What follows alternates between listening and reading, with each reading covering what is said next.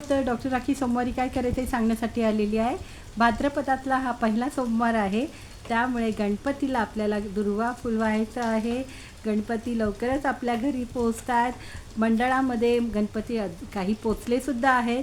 तर अशा सुंदर वातावरणात आणि प्रसन्न वातावरणात शंकराची आपल्याला आराधना करायची, अभिषेक करायचा आहे। जलाचा अभिषेक करा, पंचामृताचा अभिषेक करा, लाल डाळिंबाच्या रसाचा अभिषेक करा, गूळ पाण्याचा अभिषेक करा आणि ह्या भाद्रपदामध्ये आपल्या घरात गूळ ठेवा।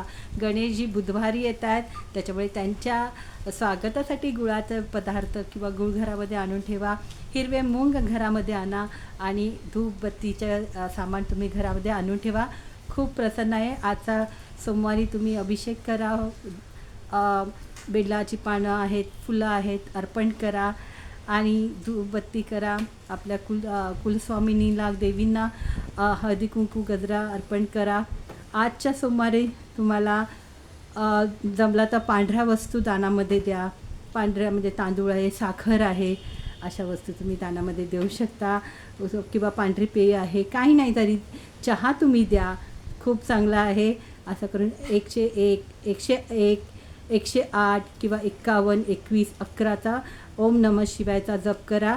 आणि गणेशजी येत आहेत तर ह्या आजपासून पहिला सोमवारपासून तुम्ही गणेश अथर्व शीर्ष वाचायला सुरुवात करा, गणपती विसर्जनपर्यंत म्हणजे अनंत चतुर्थीपर्यंत।